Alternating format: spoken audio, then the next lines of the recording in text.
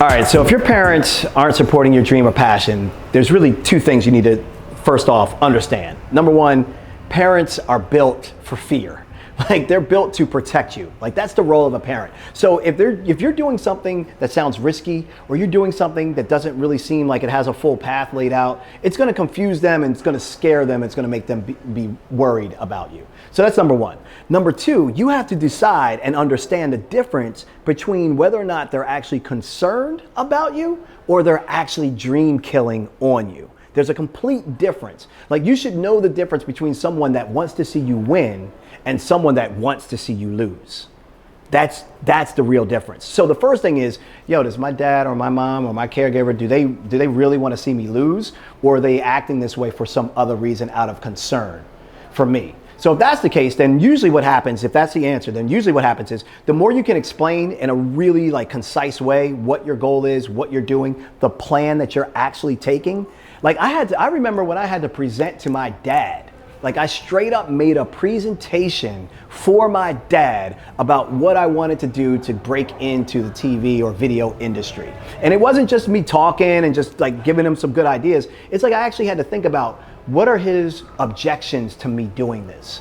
Oh, I might not have a good income starting out. Oh, I might not have health care, or I might have a rough road to try to make this happen. Whatever his objections or concerns were, I would think about what is he gonna ask me that I could answer, so that I could come up with a legit answer for that and then put it in a presentation. So that's one. On the flip side, if you have family that isn't supporting you because maybe they haven't had exposure to what you're trying to do, or they don't understand it, find examples of other people that are showing some form of success in the space that you're in to let them know this is a tangible outcome. You can be successful like these other people have been successful in this same thing.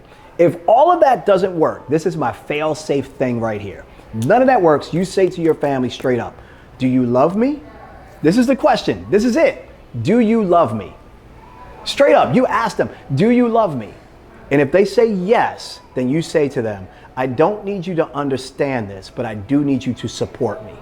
And then you tell them what they do that makes you feel bad. You tell them, hey, when I tell you I want to go out and do my own thing, you know what you say to me? And they'll say, no, what do I say? And you'll say, that's a stupid idea. You'll never make that happen. You didn't go to school for that. You don't have the background. You don't have the connections. You say these things and you may not think they're harmful, but they hurt me because you're making me feel like I really can't achieve something that's been given to me as a vision that I want to go after.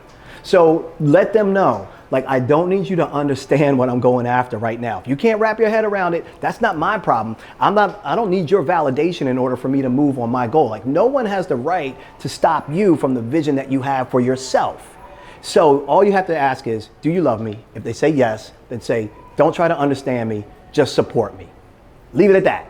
And then what you do is immediately go find other people that can be a support circle. If it's not in your home, and we got a ton of dream killers, some of them are on purpose, some of them are by accident, but if it's not in your home and you got dream killers around there, go find people that will support you. Go find networks, get online, find the positivity, find people that believe in you. That becomes your new circle.